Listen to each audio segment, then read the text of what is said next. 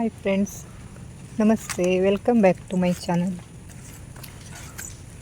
ಇವತ್ತು ನಮ್ಮ ತೋಟದಲ್ಲಿ ಬೇಲಿ ಎಲ್ಲ ಹೋಗಿತ್ತು. ಇಲ್ಲೆಲ್ಲ ದನ ಬರ್ತಾಯಿತ್ತು. ನೋಡಿ ಎಷ್ಟು ಚಂದ ಮಾಡಿ ಬೇಲಿ ಕಟ್ಟಿದ್ದಾಳೆ.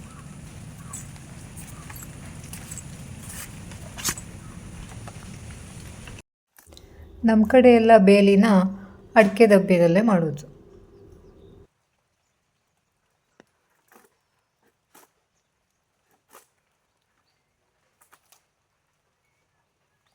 ಬೇಲಿ ಮಾಡಲಿಕ್ಕೆ ಬೇಕಾಗುವ ಅಡಿಕೆ ದಬ್ಬೆಯನ್ನು ಸಿಗಿದು ರೆಡಿ ಮಾಡುವುದು. ಹಾಳಾದ ಅಡಿಕೆ ಮರವನ್ನು ಕಡಿಸಿ ಅದನ್ನು ಒಂದು ಮರದಲ್ಲಿ ಒಂದು 5-6 ಪೀಸ್ ಮಾಡಿಸಿ ಒಳಗಡೆ ಇರೋ ಕಸ ಎಲ್ಲ ತೆಗೆದ್ರೆ ಬೇಲಿ ಮಾಡೋ ಕಟ್ಟಿಗೆ ಅಥವಾ ದಬ್ಬೆ ರೆಡಿ.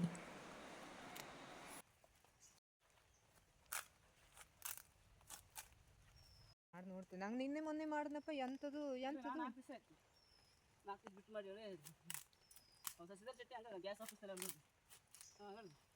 ಈಗ ಅದಕ್ಕೆ ನಾನು ಅಲ್ಲಿ ಹೋದ್ಮೇಲೆ ನಂಬರ್ ಮಾಡ್ಕೊಡ್ತೀವಿ.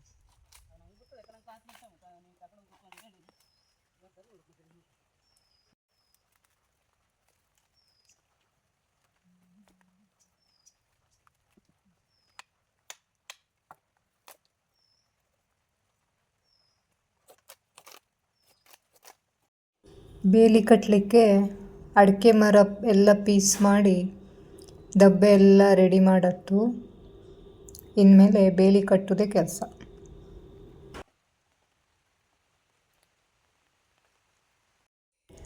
ಮಳೆಗಾಲ ಶುರುವಾಗಿದ್ದರಿಂದ ನಮ್ಮ ತೋಟದಲ್ಲಿದ್ದ ಹಸಿರು ಹುಲ್ಲಿನ ಆಸೆಗೆ ಪುಟಿ ಪುಟಿ ಕರ, ದೊಡ್ಡ ದೊಡ್ಡ ದನ ಎಲ್ಲ ತೋಟಕ್ಕೆ ಬರ್ತಾ ಇತ್ತು. ಹಾಗಾಗಿ ಬೇಲಿ ಮಾಡೋದು.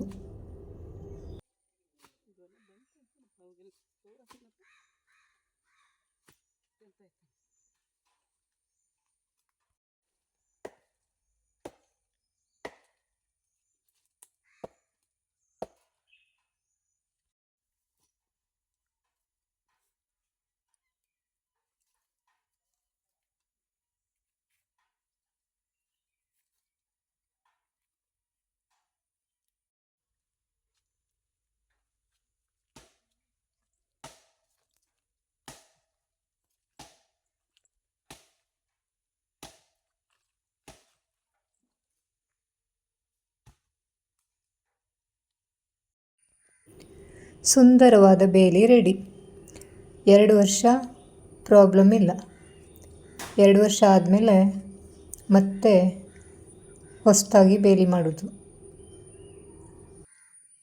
ನನ್ನ ಚಾನಲ್ನ ಸಬ್ಸ್ಕ್ರೈಬ್ ಮಾಡ್ಕೊಂಡವರಿಗೆಲ್ಲರಿಗೂ ತುಂಬ ಧನ್ಯವಾದಗಳು. ಹಾಗೆ ಸಬ್ಸ್ಕ್ರೈಬ್ ಮಾಡ್ಕೊಳ್ಳದೇ ಇರೋರು ದಯವಿಟ್ಟು ಸಬ್ಸ್ಕ್ರೈಬ್ ಮಾಡ್ಕೊಂಡು ನೋಡಿ, ನನ್ನ ಚಾನಲ್ಗೆ ಸಪೋರ್ಟ್ ಕೊಡಿ.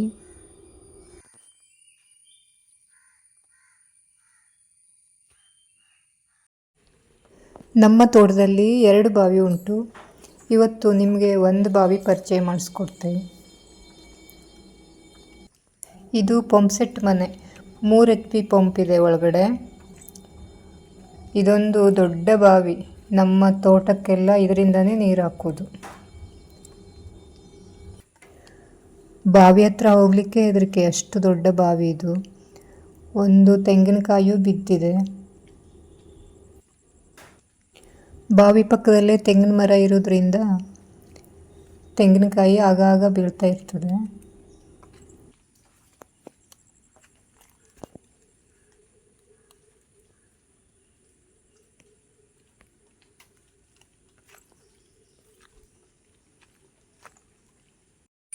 ಇಲ್ಲಿ ನೋಡಿ, ಇಲ್ಲೊಂದು ಜಾಯಿಕಾಯಿ ಚಿಕ್ಕ ಗಿಡ. ಇದು ಕೈ ಸಿಕ್ಕುವಂಗೆ ಉಂಟು.